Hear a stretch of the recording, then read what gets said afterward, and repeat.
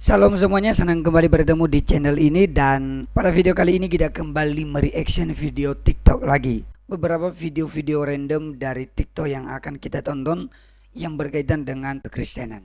Oleh sebab itu silahkan saksikan terus sampai selesai dan berikan like-mu, dan bagi yang belum subscribe silahkan subscribe channel ini.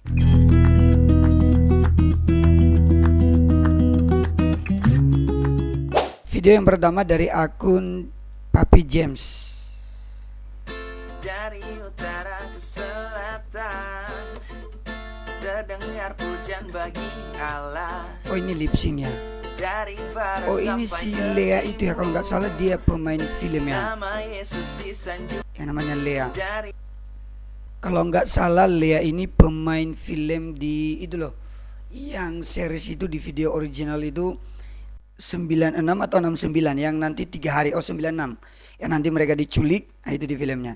Ternyata dia orang Kristen juga ya, dia nyanyi lagu rohani. Luar biasa. Ini dari akun Andi Risman 11. Ini Kristen, ini Islam. Oke. Gak usah sok-sokan aku dekat dengan Tuhan. Kalau orang ibadah di ruko aja masih dibubarin. Aduh Pak Ustadz, yang ringan dulu, sabar. Ini kan ringan. Ya udah ulang. Gak usah sok-sokan aku dekat dengan Tuhan. Kalau masih mengkafirkan orang lain. Aduh Pak Ustadz, ini lebih berat Pak Ustadz. Yang lebih ringan ya, sabar ya. Ulang sekali lagi. Ya, oke. Gak usah sok-sokan aku dekat dengan Tuhan. Kalau mempersulit izin tempat ibadah orang lain. Aduh, enggak guys, maksud Pak Ustadz ini semuanya di Enggak kok. Orang di Indonesia ada buktinya. Mereka ini hanya sarkas-sarkas gitu ya. Tapi pasti mereka berteman baik ini, dua orang ini. Kita next. Pak Haji nih, lihat nih Pak Haji. Oh, ini video mereka lagi dari akun yang sama lagi, dari Andi Risman. Pak Haji nih, lihat nih Pak Haji orangnya nih, yang sering percaya Zeus ketimbang Tuhan Yesus. Ah, itu mah nggak seberapa Pak Pendeta, masih sedikit. Tapi itu kan perbuatan tercela Pak Haji. Betul Pak Pendeta. Tapi masalahnya golongan saya lebih banyak pemain Zeus daripada golongan Pak Aduh Pendeta. Pak Haji, jangan terlalu diumbar, bahaya ini Pak Haji. Ini emang fakta Pak Pendeta. Bahkan golongan saya udah gaji di bawah UMR, Widih. kelilit pinjol di mana-mana. Waduh, ngeri. Tapi masih aja percaya Zeus. Aduh Pak Haji, enggak guys, ini maksudnya ini semua di Konoha ya guys ya. Enggak Pak Pendeta. Di Indonesia. Aduh, males sama Pak Haji, ngontennya banyak terus, udah. Pak Pendeta, sini dulu. Ya, mereka ini ya sarkas-sarkas terus. Ini dari akun Living Smile. Oke. Jumpa Ustadz Abang Zuma baru tahu rasanya. Berarti orang ini orang Kristen, disuruh ketemu Zuma. Zuma itu kan dia mualaf ya. Yang penting dia sering inilah yang melawan-lawan orang Kristen di debat biasanya. Kita coba dengar penjelasan Bapak ini. Jumpa Ustadz Abang Juma, baru tahu rasa, woi. Asik. Bukan main ya. Tapi saya punya pepatah bijak, teman. Ya, dan pepatah bijak ini saya ciptakan agar kau paham. Dengarkan, teman. Mustahil memberitahu kepada seekor lalat akan manisnya madu.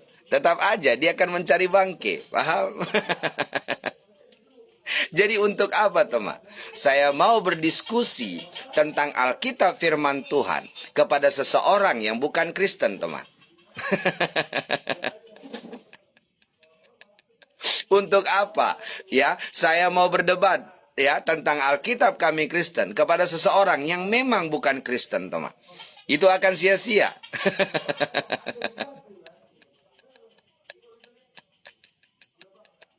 Karena dapatkah ikan mas memberitahu kepada ikan kakap bahwa air danau jauh lebih segar daripada air laut, teman? No. Kecuali jika ikan kakap itu dipindahkan dahulu ke air danau, baru dia akan mengerti segarnya air danau. Demikian juga sebaliknya, teman. Ya, itulah filosofinya. Ya, karena standar yang kita pakai di agama kita memang berbeda, teman. Ya, kitab yang kita pakai di agama kita juga berbeda, teman. Ya, jadi tidak akan ada pemahaman yang sama. Paham? Tetapi lucunya memang, teman, saya memang salut dengan Juma, teman. Dia memang pintar. Pintar untuk mengolok-olok, teman. Pintar untuk menghujat agama lain dan sesembahan agama lain. Dan lebih dahsyatnya lagi, dia pintar untuk mengurusi agama lain, teman.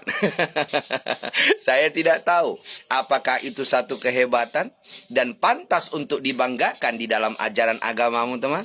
Tetapi di dalam kami Kristen itu adalah satu kebodohan, teman. Memang beda kelas, bukan?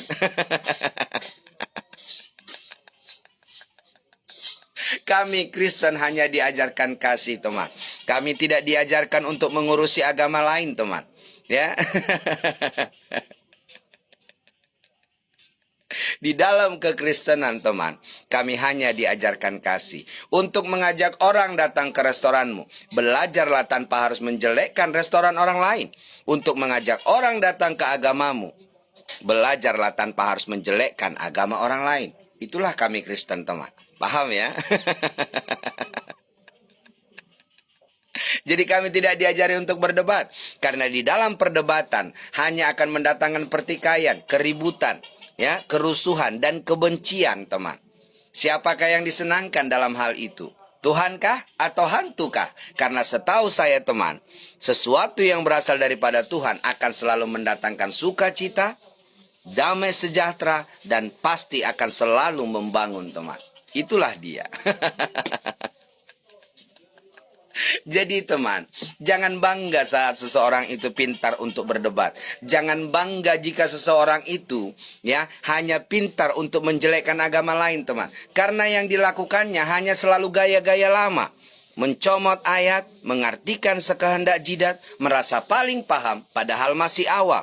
Saat kita menjadi orang yang merasa lebih tahu isi kitab agama lain daripada yang punya agama, itu adalah satu kekonyolan, teman. Saat kita menjadi orang yang merasa lebih paham ya isi rumah orang lain daripada yang punya rumah, itu hanyalah satu kekonyolan, teman. Jadi please stop, teman, ya. Dan dengarkan baik-baik, teman. Jika kau menganggap agamamu paling benar, maka izinkan kami Kristen juga berhak menganggap agama kami paling benar. Tapi kedewasaan dalam beragama adalah saat kita memperdalam agama kita sendiri dan mencobalah untuk menghormati agama orang lain. Jangan coba mengusik, teman. Karena kita memang Indonesia ditakdirkan berbeda, suku, agama, ras, dan bahasa. Tapi ingat, kita satu dalam balutan Bhinneka Tunggal Ika, teman. Salam santuy dari saya, teman, dan salam toleransi. Asik. Saya suka sekali ilustrasi-ilustrasi yang dikasih Bapak ini tadi ya. Soal lalat, tidak mungkin gimana pun usaha kita untuk membuat dia itu madu itu lebih manis, tapi tetap dia pergi mencari bangkai. Jadi tetap dia mencium-cium bau bangkai juga. Sama juga dengan ikan tadi, ikan air tawar dengan air laut.